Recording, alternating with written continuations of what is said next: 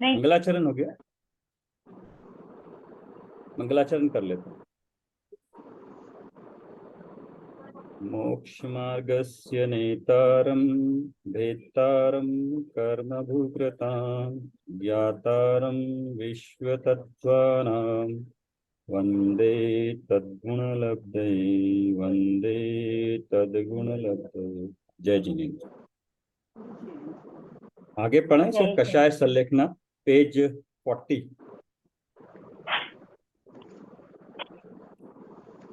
जी।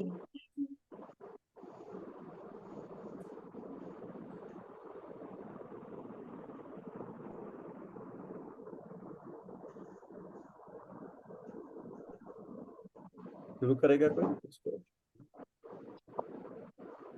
मैं हाँ करिए। कसाई कसाई संलेखना। हाँ। पंडित सदा सुखदास जी अब कसाई संलेखना की बात करते हैं। कसाई संलेखना की चर्चा के उपरांत अब कसाई संलेखना की बात करते हैं। जैसे तपश्चरण से काया को कृश किया जाता है, वैसे ही राग द्वेष मोह आदि कषायों को भी साथ साथ ही कृश करना वह कषाय संलेखना है। बिना कषायों की संलेखना किए काय की संलेखना व्यर्थ है। काय का कृशपना तो रोगी, दरिद्र, पराधीनता से मिथ्या दृष्टि के भी हो जाता है। देह को कृश करने के साथ ही साथ राग द्वेष मोहादि को वो मेरे से लग कृश नहीं रहा। करके इस लोक परलोक संबंधी समस्त वांछा का अभाव करके देह के मरण में कुटुंब परिग्रहादि समस्त पर द्रव्यों से ममता छोड़कर परम वितरागता से संयम सहित मरण करना यह कषाय संलेखना है। इससे पहले इन्होंने पूरा काय संलेखना में बेसिकली पानी और आहार को छोड़ने के बारे में बताया था, और फिर अभी कषाय संलेखना बता रहे हैं। बट दोनों ही साथ होनी चाहिए। बट ये कह रहे हैं ना, रोगी दरिद्री पराधीनता से मिथ्या दृष्टि की भी हो जाता है। वो तो अपने आप हो जाता है, उसमें उसकी इच्छा नहीं होती है, लेकिन यहाँ तो बुद्धिपूर्वक और साथ ही साथ कषायों का भी क्लेश करके ये संलेखना करी जाती है। इसमें स्टेप भी दिए हैं, देह को क्रश करने के साथ साथ ही राग द्वेष मोहादि को क्रश करके ये लोग परलोक संबंधी समस्त वांछा का अभाव करके, मतलब आगे क्या चाहिए उसकी भी इच्छा समाप्त करके, देह के मरण में कुटुंब परिग्रह आदि समस्त पर द्रव्यों से ममता छोड़कर, ममता छोड़ना है, वाकई में उसको दूर नहीं करना है, ममता छोड़ना है, परम वीतरागता से संयम सहित मरण करना, वह कषाय संलेखना है। कई सारे वर्ड्स हो गए इसमें। एक तो इच्छा नहीं है किसी चीज की, और कुटुंब परिग्रह आदि में ममत्व छोड़ना है पर में, और अंदर में वीतरागता भाव के साथ संयम भी होगा, सहित मरण करना, वो कषाय संलेखना। बढ़िया। आगे यहाँ ऐसा विशेष यहाँ जानना। ऐसा हाँ। विशेष जानना जो विषय कषायों को जीतने वाला होगा, उसी में समाधि मरण करने की योग्यता है। विषयों के अधीन तथा कषाय युक्त के समाधि मरण नहीं होता है। संसारी जीवों के ये विषय कषाय बड़े प्रबल है, बड़े बड़े सामर्थ्यधारियों द्वारा नहीं जीते जा पाते हैं। उन्होंने बड़े प्रबल बल के धारक चक्रवर्ती नारायण, बलभद्र आदि को राखी जी, आपकी भ्रष्ट आवाज करके। थोड़ी कम आ रही है, आवाज थोड़ी कम आ रही है, तो आप पास में आके बोलिए या। हाँ। हाँ। उन्होंने बड़े प्रबल बल के धारक चक्रवर्ती नारायण, बलभद्र आदि को भ्रष्ट करके अपने अधीन किया है, अतः अत्यंत प्रबल है। अब आ रही है सही? हाँ आ रही है, लेकिन है कम ही है आपकी आवाज। अच्छा। संसार में जितने भी दुख है, वे सभी विषयों के समष्टि लंपटी। अभिमानी संपटी, अभिमानी तथा लोभी तो होते हैं। कितने ही जीव जिन दीक्षा धारण करके भी विषयों की आताप से भ्रष्ट हो जाते हैं, अभिमान वह लोभ नहीं छोड़ सकते हैं। अनादिकाल से विषयों की लालसा से लिप्त व कषायों से प्रज्वलित संसारी जीव अपने को भूलकर स्वरूप से भ्रष्ट हो रहे हैं। विषय कषायों से छूटकर वितरागता कराने के लिए श्री भगवती आराधना जी शास्त्र में विषय कषायों का स्वरूप विस्तार से परम निग्रंथ श्री शिवार्य नाम के आचार्य ने प्रकट दिखाया है। वितरागता के इच्छुक पुरुषों को ऐसा परम उपकार करने वाले ग्रंथ का निरंतर अभ्यास करना चाहिए।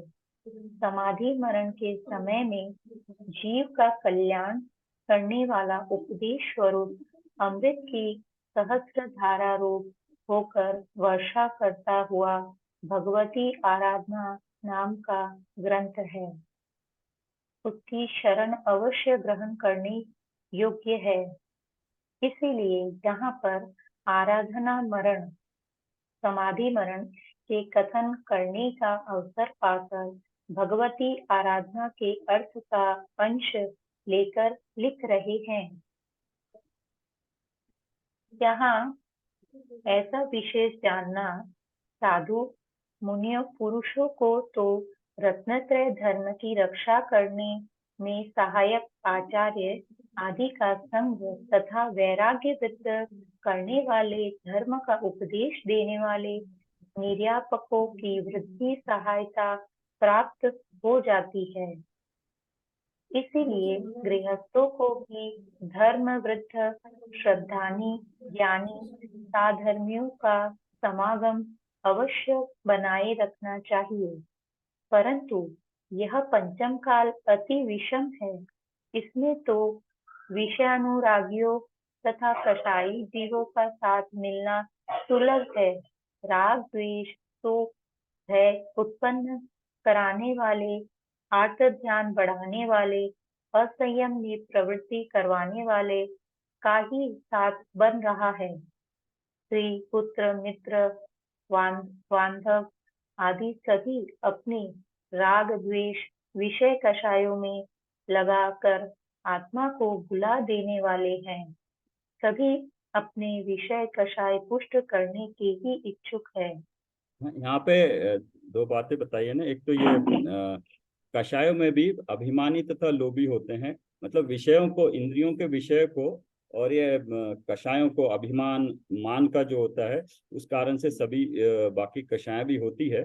तो विषय को इतना बड़ा बताया है कि विषय को अगर हम, बड़े बड़े लोग अगर उसको छोड़ नहीं पाते हैं, तो अगर हम थोड़ा सा भी प्रयास करते हैं तो वो बिल्कुल सराहनीय लायक, अपने आप के लिए उत्साहवर्धक होना चाहिए। अगर थोड़ा थोड़ा भी हम करके छोड़ते हैं तो विषयों के, इंद्रियों के विषय में, मतलब खाने पीने के बारे में या पानी के बारे में थोड़ा सा भी हम संयम बरतते हैं तो हमें उसमें उत्साह आना चाहिए और उसको फॉलो अप करना चाहिए।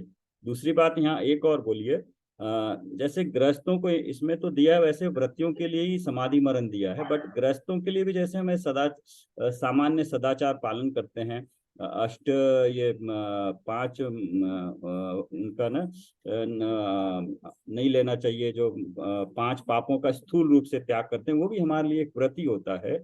और उदुम्बर फल का है, मांस मधु का त्याग होता है, तो वो भी एक तरह से हमारे लिए व्रत के समान ही है। अगर हमको भी संलेखना धारण करनी हो तो हमें भी अपने भूमिका अनुसार व्रत पालन कर सकने के लिए अवसर होता है। तो इसमें ये बताया ना कि गृहस्थों के भी धर्म वृद्ध, श्रद्धानी, ज्ञानी, साधर्मियों का समागम अवश्य बनाए रखना चाहिए, क्योंकि एक दूसरे के लिए बहुत ही हेल्पिंग भी होते हैं, एक दूसरे को सहायता भी करते हैं, और बातचीत करने से पता भी चलता है कैसे कर रहे हैं, क्या कर रहे हैं। तो आपस में भी जैसे हम लोग हैं, हमारे लिए भी एक बहुत बड़ी उत्साहवर्धक होती है कि एक दूसरे से पूछे करें कैसे फॉलो कर रहे हैं, कैसे कर रहे हैं, और एक दूसरे को सपोर्ट भी कर सकते हैं। धर्मवृद्ध, श्रद्धानी, ज्ञानी, साधर्मियों का समागम अवश्य बनाए रखना चाहिए, वरना तो अभी ऐसा हर तरफ से विपरीत परिस्थितियां मिलने में बहुत आसानी होती है।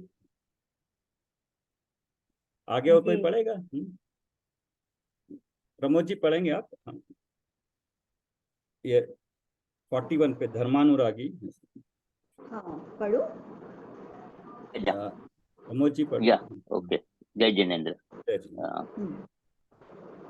आप किसको पढ़ने का है तो पढ़ सकते हैं। नहीं आप पढ़िए, आप पढ़िए, आप उसके बाद धर्मानुरागी। दो पेज पढ़ लो। हाँ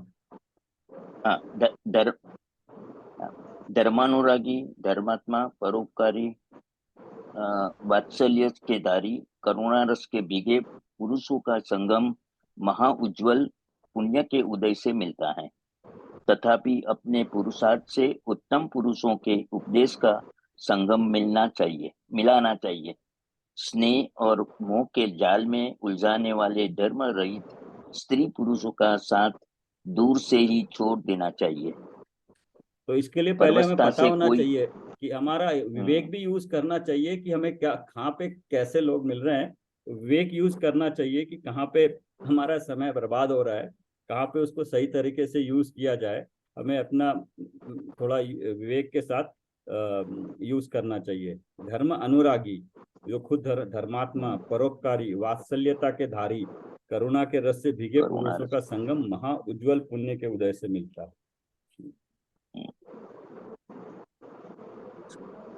परवस्था से कोई कुसंगी आ जाए तो उससे बात करना छोड़कर मौन होकर रहना। अपने कर्मोदय के अधीन देश काल के योग्य जो स्थान प्राप्त हुआ हो उसी में रहकर शयन आसन आसन करना। जिन शास्त्रों में परम शरण ग्रहण करना, जिन सिद्धांतों का उपदेश धर्मात्माओं से सुनना, यानी त्याग, संयम, शुभ ध्यान, भावनाओं को विस्मरण नहीं करना। क्योंकि धर्मात्मा साधर्मी भी अपने तथा दूसरों के धर्म की पुष्टता चाहते हैं। धर्म की प्रभावना चाहते हुए धर्मोपदेशादि रूप वैयावृत्य में आलसी नहीं होना। त्याग, व्रत, संयम, शुभ ध्यान, शुभ भावना में ही आराधक साधर्मी को लीन करना चाहिए। यदि कोई आराधक ज्ञान सहित होकर भी कर्म के तीव्र उदय से तीव्र रोग, क्षुधा, तृषादि परिषद सहन करने में असमर्थ होकर व्रतों की प्रतिज्ञा तोड़ने लगे, अयोग्य वचन भी कहने लगे, रुदनादि रूप विलाप रूप आर्त परिणाम हो जाए तो साधर्मी बुद्धिमान पुरुष उसका तिरस्कार नहीं करे, कटु वचन नहीं कहे, कठोर वचन नहीं कहे, क्योंकि वह वेदना से तो दुखी है ही। बाद में तिरस्कार के व अवज्ञा के वचन सुनकर मानसिक दुख पाकर दुर्ध्यान करके धर्म में विचलित हो जाए, विपरीत आचरण करने लगे, आत्मघात कर ले। इसलिए आराधक का तिरस्कार करना योग्य नहीं है।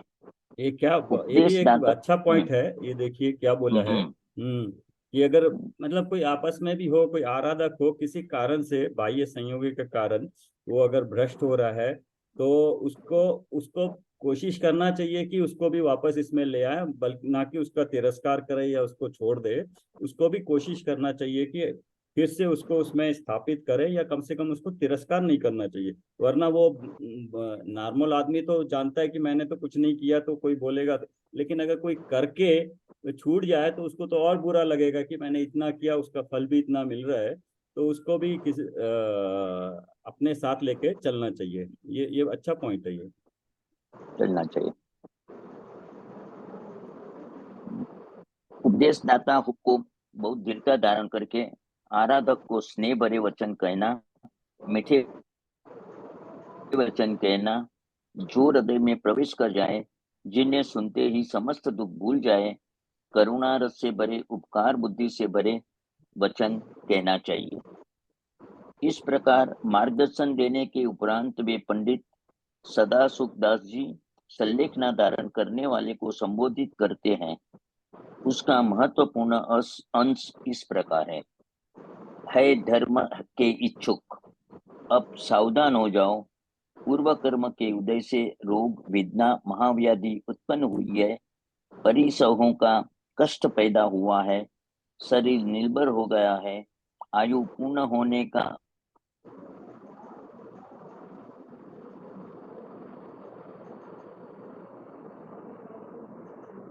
व दीन हो कायर व दीन होने पर भी असाता कर्म का उदय नहीं छोड़ेगा। दुख को हरण करने में कोई भी समर्थ नहीं है। असाता को दूर करके साता कर्म देने में कोई इंद्र, धनेन्द्र, जिनेन्द्र समर्थ नहीं है। कायरता दोनों लोगों की नष्ट करने वाली है, धर्म से बराड़ मुक्ता कराने वाली है। अतः धैर्य धारण करके क्लेश रहित होकर भोगोगे तो पूर्व कर्म की निर्जरा होगी तथा नवीन कर्म के बंध का अभाव हो जाएगा। तुम जिन धर्म के धारक धर्मात्मा कहलाते हो, सभी लोग तुम्हें ज्ञानवान समझते हैं।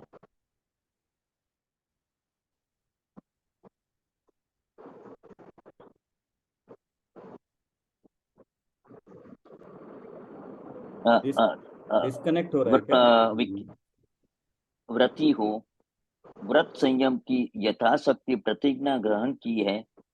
यदि तुम अब त्याग संयम में शिथिलता दिखाओगे तो तुम्हारा यश तथा परलोक तो बिगड़ेगा ही, किंतु अन्य धर्मात्माओं की व धर्म की भी बहुत निंदा होगी।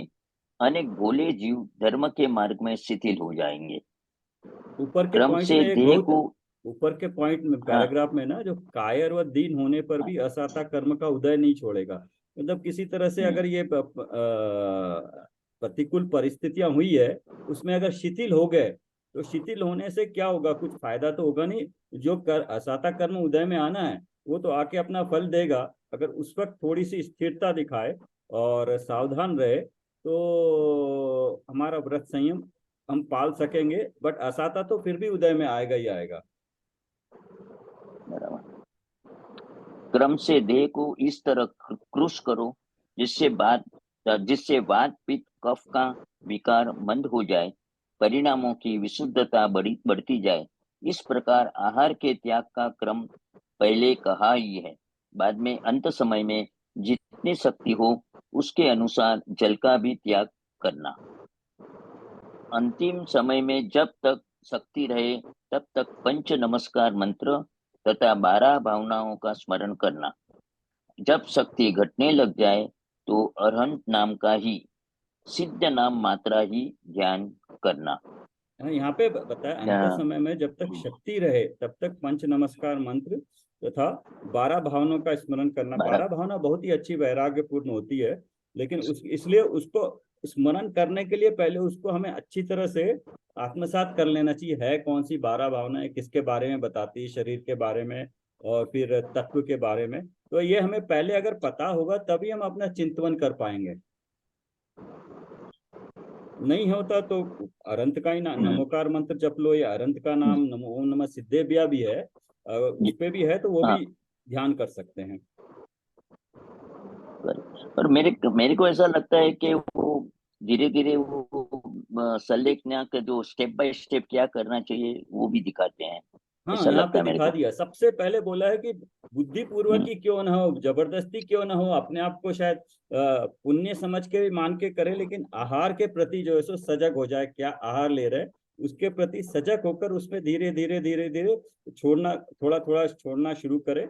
और जल भी मतलब थोड़ी सी प्रैक्टिस करे कि यस मैं कर सकता हूँ। इस तरह का जब करते हैं तभी आत्मविश्वास आता है ना, कि डिफिकल्ट समय में कर पाएंगे। अच्छा समय है वो तो कोशिश करते रहना चाहिए, अपने आप आत्मविश्वास आता है। जब सब अनुकूल परिस्थितियां हो तब भी अपने आप कोशिश करने से हमें अपने आप पे कॉन्फिडेंस आएगा कि अगर वो विपरीत परिस्थिति आएगी तो भी हम कर पाएंगे।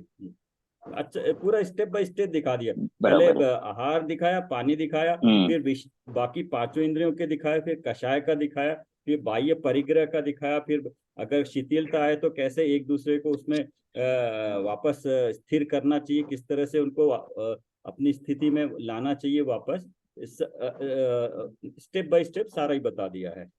अंतिम समय तक जो है जाके अंतिम समय में क्या करना चाहिए वो भी बता दिया। कि चिंतन करते रहिए Correct. कुछ, क्योंकि आपको या तो कोई सुनाएगा, अगर आप सुन भी नहीं पाते हो, स्थिति अगर इंद्रियां भी इतनी शिथिल हो गई, सुन भी नहीं पा रहे हो, पढ़ भी नहीं पा रहे हो, देख भी नहीं पा रहे हो, और शरीर भी इतना स्थिर नहीं हो रहा है, एटलीस्ट मन के द्वारा अपने आप मन में चिंतन करना चाहिए, जिससे कि अशुभ में चिंतन ना करना। जाए। यस।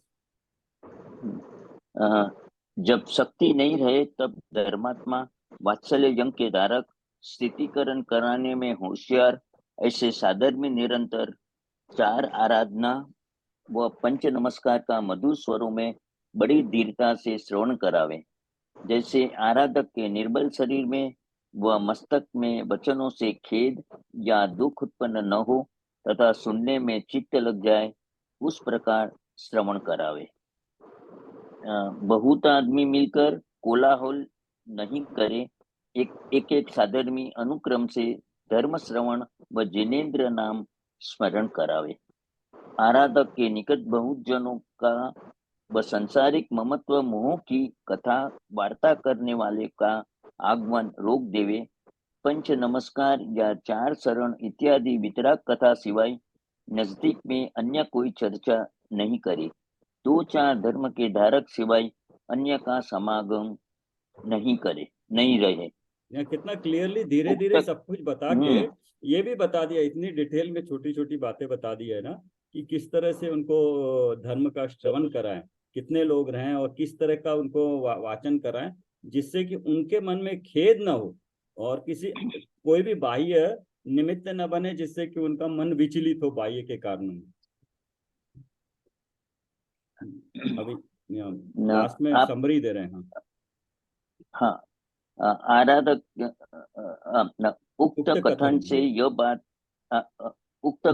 यह बात अत्यंत स्पष्ट है कि जब तक संलेखनाधारी अध्ययन, चिंतन, मनन, पाठ आदि करने में स्वयं समर्थ है, सक्रिय है, तब तक कोई अन्य कुछ भी सुनाकर उसे डिस्टर्ब न करे।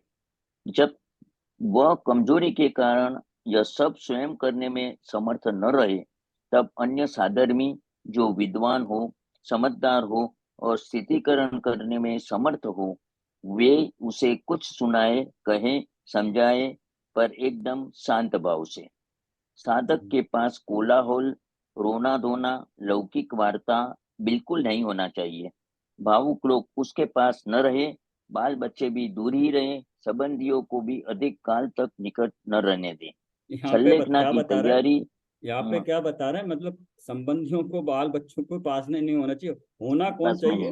विद्वान होना चाहिए, साधर्मी हो, विद्वान हो, समझदार हो, उनको बोला है पास में होना चाहिए, स्थितिकरण करने में समर्थ हो, क्योंकि आसपास के होंगे तो उनके प्रति वो निमित्त बनेंगे उनको उनके विचारों को शिथिल करने में। जय जी, मैं ये कौन सा पेज पढ़ रहे हैं? हाँ, पेज नंबर 44 है, समाधि मरण का। पतली बुक है ना, सेल्फ स्टडी वाली।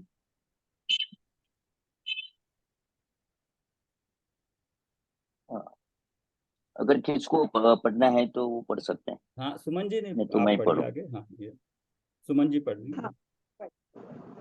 संलेखना की तैयारी और कुछ नहीं, मात्र स्वयं को देह परिवर्तन के लिए तैयार करना है। वर्तमान के सभी संयोगों के वियोग को खुशी खुशी स्वीकार करने को तैयार होना है। जो कुछ सुनिश्चित है, जिस समय जो होना है वह तो होगा ही, उसे रोकना संभव नहीं है और न उसमें किसी प्रकार का परिवर्तन भी संभव है। और जो कुछ होना है वह सहज हो ही रहा है। हमें उसमें भी कुछ नहीं करना है, हमें तो सिर्फ सहज रहना है, किसी प्रकार की टेंशन, तनाव नहीं रखना है। सहज परिवर्तन रूप वस्तु स्वरूप को सहज रूप से स्वीकारना ही सहज ज्ञाता दृष्टा भाव बनाए रखना है। देह परिवर्तन, जिसे हम मरण कहते हैं, उसमें कोई दुख नहीं है। मृत्यु के समय किसी किसी को जो पीड़ा होती देखी जाती है, वह तो किसी बीमारी का परिणाम है। ये ऊपर की 2 लाइन पूरी तत्वपरक है। तो सहज ये सुमन जी, ये देखिए 2 लाइन है, सेकंड पैराग्राफ की, ये तत्वपरक है, ये तत्व वाली बात आ गई इसमें पूरी। सहज परिवर्तन वस्तु स्वरूप, मतलब वस्तु में परिवर्तन तो होना ही है और वो अपने आप होना है, लेकिन हमें उसको सहज रूप से स्वीकारना है। पूरा पूरा तत्व आ गया इसमें कि वस्तु में परिणमन तो होना है और वो उसका अपना स्वभाव है उसका, जैसे पर वस्तु का परिणमन है हमारा भी परिणमन है, और इसको सहज रूप से स्वीकारना है कि बदलती रहेगी, उसका जो भी आएगा उसको ज्ञाता दृष्टा भाव से देखते रहना है। शरीर की अवस्था को भी ज्ञाता दृष्टा भाव से देखते जाना। उसके लिए पहले आप प्रैक्टिस करने के लिए बोला है खूब कि पहले ही प्रैक्टिस करके इसको दे छोड़े, उससे पहले आप उसको पर मान के उसको अपना मानना छोड़ दो। वो प्रैक्टिस करने से ये बाद में ये समझ में आएगा। उसकी प्रैक्टिस तो बहुत जरूरी है ना, वरना एकदम तो हो नहीं पाएगा कुछ भी। हाँ, देह परिवर्तन जिसे हम मरण कहते हैं उसमें कोई दुख नहीं है। मृत्यु के समय किसी किसी को जो पीड़ा होती देखी जाती है वह तो किसी बीमारी का परिणाम है। यदि कोई बीमारी नहीं हो तो सहज जम्भाई लेते प्राण निकल सकते हैं। छींक आने के काल में देह परिवर्तन हो सकता है। जो दुख की चर्चा होती है वह तो उपसर्ग की है, दुर्भिक्ष की है, बीमारी की है, बुढ़ापे की है, वह मरण की नहीं। वह तो आपको भोगनी ही होगी। आप संलेखना न लें तब भी भोगनी होगी, उससे संलेखना का कोई संबंध नहीं। पीड़ा के डर से मरण से घबराने की आवश्यकता नहीं है। मरण की बात न भी हो तो भी हम बीमारी का तो उचित उपचार इलाज करते ही हैं। संलेखना में भी प्रतिकार शब्द से उपचार करने की आज्ञा दी ही गई है। हमें उक्त दुखों से घबराकर मरना नहीं है, मरण को स्वीकार करना नहीं है। बस बात मात्र इतनी ही है कि यदि मरण हो ही रहा है तो समता भाव पूर्वक ज्ञाता दृष्टा भाव बनाए रखना है। हमें तो सब स्वीकार है, मर रहे हो तो मरना, जी रहे हो तो जीना। हमें किसी भी स्थिति का प्रतिरोध नहीं करना है और न किसी भी स्थिति की मांग करना है। जब तक जीवन है तब तक जीने के लिए तो यथा योग्य भोजन आदि करना है, पर मरने के लिए कुछ नहीं करना है। मरने के लिए आहार छोड़ना नहीं है। सहज ही छूट जावे तो उसे सहज ज्ञाता दृष्टा भाव से देखते जानते रहना है। केवली भगवान के ज्ञान में जो जिस समय होना झलका है वह हमें बिना नाक भौं सिकोड़े स्वीकार करना है। यदि हम यह कर सकें तो समझो हमारी संलेखना सफल हो गई, क्योंकि वस्तु स्थिति भी यही है और सुख शांति भी इसी में है। कुछ विचारकों ने इसे महोत्सव कहा है, मृत्यु महोत्सव कहा है, पर इस महोत्सव में कोलाहल नहीं है, भीड़ भाड़ नहीं है, नाच गाना नहीं है, झांझ मजीरा नहीं है, आमोद प्रमोद नहीं है, खाना पीना नहीं है, खाना खिलाना भी नहीं है, किसी भी प्रकार का हल्कापन नहीं है, कषायों का उद्वेग नहीं है, रोना धोना भी नहीं है, शोक मनाने की बात भी नहीं है। एकदम शांत प्रशांत वातावरण है, वैराग्य भाव है, गंभीरता है, साम्य भाव है। यहाँ एक प्रश्न हो सकता है कि आप यह सब क्यों बता रहे हैं? इस बात को तो सभी लोग जानते हैं कि यह एक गंभीर प्रसंग है, इसमें उछल कूद की आवश्यकता नहीं है। बात तो आप ठीक ही कहते हैं, परंतु कुछ लोग महोत्सव का अर्थ ही विशेष प्रकार की धूमधाम समझते हैं और इस प्रसंग को भी वही रूप देना चाहते हैं। उन्हें तो कुछ भी हो, नाचना गाना है, जुलूस निकालना है। दीपावली पर भगवान का वियोग हुआ था, सभी जानते हैं, पर जिनको खुशियां मनानी है, पटाखे छोड़ना है, लड्डू खाने हैं, वे तो खुशियां मनाएंगे ही, पटाखे छोड़ेंगे ही, लड्डू खाएंगे ही। कौन समझाए उन्हें? समाधि मरण और संलेखना एकदम व्यक्तिगत चीज है। इसे सामाजिक रूप देना, प्रभावना के नाम पर इसका प्रदर्शन करना, प्रचार प्रसार करना उचित नहीं है। पत्रकारों को बुलाना, रोजाना स्वास्थ्य बुलेटिन निकालना, साधक को जांच यंत्रों में लपेट देना, इंटरव्यू लेना, ये सब कुछ ठीक नहीं है। अति शीघ्र इस भाव को छोड़ देने की तैयारी करने वालों को इन सब से क्या प्रयोजन है? ये जिस समय अभी चलती रहती, आप अभी कुछ परिस्थितियां देखी होगी ना, उन्होंने चलती भी रहती हैं प्रेजेंट वातावरण में, उस हिसाब से इन्होंने लिखा है कि उनके बारे में कितना पूरा न्यूज आती है, लोग बताते हैं, रोज अपडेट करते रहते हैं। तो ये तो चूंकि टोटली एकदम व्यक्तिगत चीज है, आसपास के कुछ लोगों को ही, 3-4 विद्वान लोगों को ही पता है कि वो है, लेकिन इसको बहुत ज्यादा इंटरव्यू लेना, प्रदर्शन करना, ये कुछ चीजें हुई है ना। अभी कभी कभी कोई होता है एक आध केस, तो कितना पूरा न्यूज में आ जाता है वो। इनफैक्ट वो तो फिर वो लीगल केस भी बन गया था, कोर्ट भी गया था बाकी लोगों को, क्योंकि दूसरे लोगों को इसका, जब ये विषय कषाय के बारे में जानते नहीं है, तो इसको ये जैसे मानते हैं कि जैसे सुसाइड की तरह लेके लीगल मैटर बन जाता है फिर वो।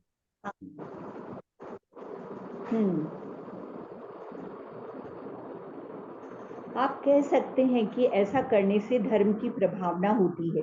प्रभावना तो नहीं होती, बल्कि ऐसा वातावरण बनता है कि लोग कहने लगते हैं कि यह तो आत्महत्या है।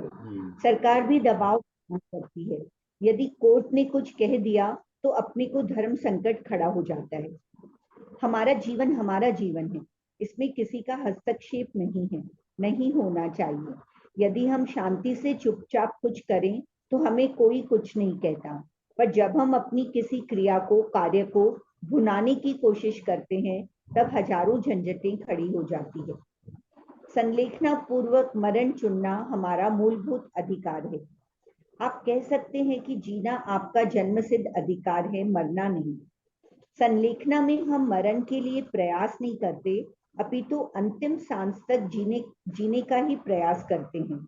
किंतु जब मरण अनिवार्य हो जाता है, तब क्या हम शांति से मर नहीं सकते? शांति से जीना और शांति से मरना हमारा दायित्व है, जिसे हम समता भाव पूर्वक निभाते हैं। इस बात को हम अनेक बार स्पष्ट कर आए हैं कि जब मृत्यु एकदम अनिवार्य हो जावे, बचने का कोई उपाय शेष न रहे, तभी संलेखना ग्रहण करें। यद्यपि यह सत्य है कि हमारी अंतरंग क्रियाओं से किसी को कुछ भी लेना देना नहीं है, तथापि यह भी सत्य ही है कि हमारे आडंबर किसी को स्वीकार नहीं होते। अतः आडंबरों से बचना हमारा परम कर्तव्य है। पढ़ेंगे? कोई और पढ़ेंगे? हाँ, मैं पढ़ देता हूँ। अभी 4 मिनट है, एक दो ये पेज खत्म कर देते हैं, संत तक कर लेते हैं। संपूर्ण समाज से, हाँ पढ़िए माला जी, पढ़िए। संपूर्ण समाज से हमारा विनम्र निवेदन है कि प्रभावना के नाम पर ऐसी परिस्थितियां पैदा न करें जिससे किसी को हमारे धर्म में हस्तक्षेप करने का मौका मिले। जिन्होंने इसे महोत्सव कहा है, उन्होंने भी महान मुनिराजों पर आए संकटों की, उत्सर्गों की चर्चा करके संकटग्रस्त संलेखनाधारियों को ढाढ़स बनाया है। अतः वहाँ उत्सव जैसी कोई बात नहीं है। हमने संलेखना को कुछ इस रूप में प्रस्तुत कर दिया है कि संलेखना एक ऐसी क्रिया है कि जिससे बहुत कष्ट होता है, बहुत पीड़ा होती है, पर ऐसी बात बिल्कुल नहीं है। तो तेरे जिए कौन कष्ट है, मृत्यु महोत्सव भारी। ये इस वो पूरी पंक्ति में आपने, ये है ना, ये वो वाली है, समाधि मरण की एक पूरी भक्ति आती है ना, ऑडियो भी है ये ना, तो तेरे जिए कौन कष्ट है, मृत्यु महोत्सव भारी। समाधि मरण की एक वो ऑडियो है वो, यूट्यूब पे है, उसके लंबा 20 या 25 मिनट का है, बहुत अच्छा है ये भी। उसी में मृत्यु को महोत्सव कहा है। ये किसी किसी में है भी सही, मतलब पूरी वो है इसकी। मैं शेयर करूंगा, इसका एक यूट्यूब पे है ऑडियो, बहुत अच्छा है वो। एक छोटी वाली समाधि मरण है, और ये मृत्यु महोत्सव भारी वाली एक समाधि मरण की और एक अच्छी है यूट्यूब पे। इस पंक्ति ने जलती आग में घी डालने का काम किया है। एक भयानक चित्र प्रस्तुत हो गया है। समाज ने उक्त छंदों के आधार पर चित्र बनवाकर मंदिरों में प्रमुख स्थानों पर लगवा दिए। गीत संगीत वाले भी कहाँ पीछे रहने वाले थे। उन्होंने इस गीत को संगीत के साथ प्रस्तुत कर समा बांध दिया। सब एक दिशा में ही बह गए। किसी ने भी ये प्रश्न नहीं उठाया, जो भी हो, पर अब तो इस ओर ध्यान देना ही चाहिए। उस गीत में जिन मुनिराजों की चर्चा है, वे बस लगभग उतने ही हैं। उनसे करोड़ों गुने मुनिराज ऐसे हैं जिन्हें कोई कष्ट नहीं होता, क्योंकि सभी मुनिराज अत्यंत पवित्र हृदय वाले महापुण्यशाली होते हैं। एकाध पाप का उदय आ जाता है। सल्लेख ना लेने वाले ग्रस्तों की भी यही स्थिति है। किसी को कोई कष्ट नहीं होता। आखिर उन्हें कष्ट हो भी क्यों? क्योंकि सभी महान धर्मात्मा और पुण्यशाली होते हैं। यहाँ पे आज रुकते हैं, यहाँ पे टाइम हो जाएगा 9 बजे तक। हाँ, किसी को कुछ और कहना? 1 आध मिनट है। ये मृत्यु महोत्सव वैसे तो डॉक्टर साहब की लिखी हुई किताब है, अच्छा, नहीं बारी एक, साहब की। अच्छा हाँ, तुझे देखी नहीं मैंने। अच्छा, मृत्यु महोत्सव, हाँ हाँ, एक है इनकी भी एक तरह। है ना, बारी साहब की किताब यस है यस, एक। हाँ हाँ, है। हाँ। तकरीबन तो अभी लेकिन एंड पे आ उन्होंने गए, हम लोग एंड पे आ गए। इन्होंने सारे 2 पेज और है, कल हो जाएगा। सारे पॉइंट्स इन्होंने जनरली धीरे धीरे करके पूरे के पूरे कवर कर लिए हैं। बिल्कुल डिटेल में, सिंपल भाषा में कवर कर लिया है।